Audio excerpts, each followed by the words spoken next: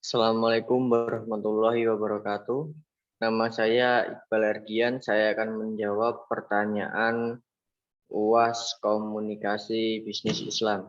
Yang pertama, apa yang perlu diperhatikan dalam penulisan caption bisnis? Penulisan caption bisnis adalah yang perlu diperhatikan, yaitu yang pertama berbahasa yang tepat. Maksud dari bahasa yang tepat ini adalah bahasa yang sesuai dengan target audiens. Misalnya ketika target audiens adalah anak muda, maka berbahasalah sesuai dengan bahasa anak muda. Begitupun ketika targetnya adalah ibu-ibu, maka menggunakan kata seperti contohnya si kecil atau bunda dan lain-lain, artinya bahasa yang sesuai dengan level audiens. Jadi agar sama-sama pemahamannya. Kemudian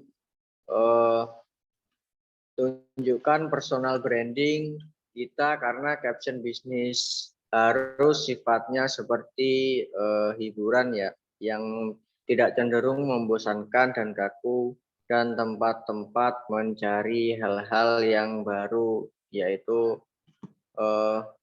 bikin saja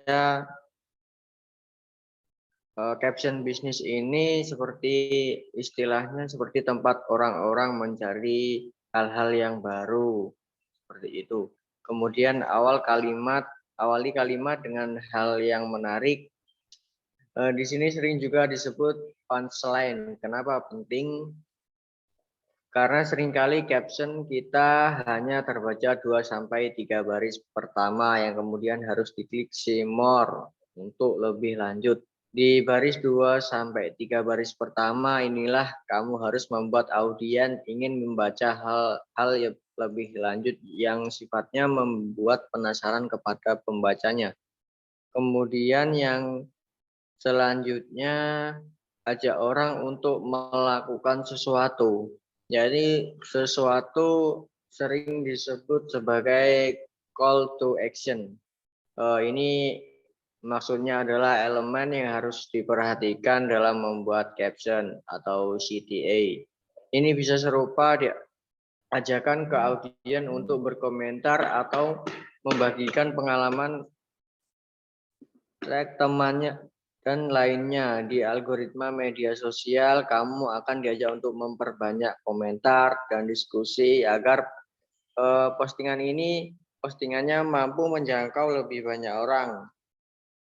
Kemudian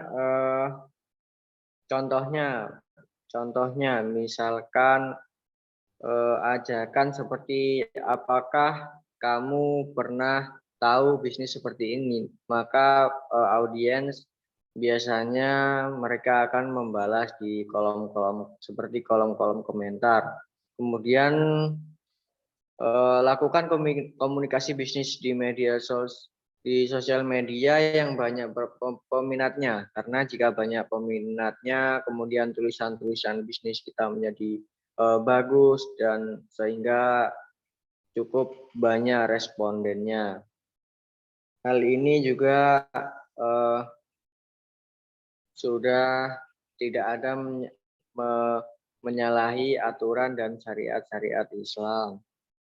Kemudian pertanyaan yang kedua, apakah komunikasi bisnis yang tidak sesuai dengan nilai-nilai Islam? Adalah menurut saya ada satu contoh di daerah saya, aktivitas komunikasi bisnis ini, yaitu contohnya saya pernah mendengarkan sales dari luar daerah yang sedang menjelaskan produk kepada ibu-ibu dan orang tua pada promosi suatu barang, di mana ini komunikasinya bahasanya terlalu tinggi dan tidak memandang audiensnya yang posisinya di desa dan banyak orang-orang tua. Contohnya kata-kata seperti ini.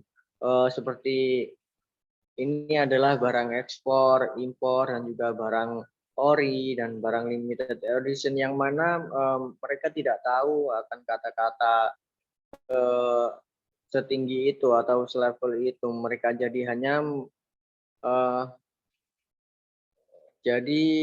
komunikasi itu hanya menimbulkan keraguan di dalamnya. di mana dalam Islam sesuatu hal yang menimbulkan keraguan itu adalah sifatnya tidak baik. Cukup sekian dari saya. Wassalamualaikum warahmatullahi wabarakatuh.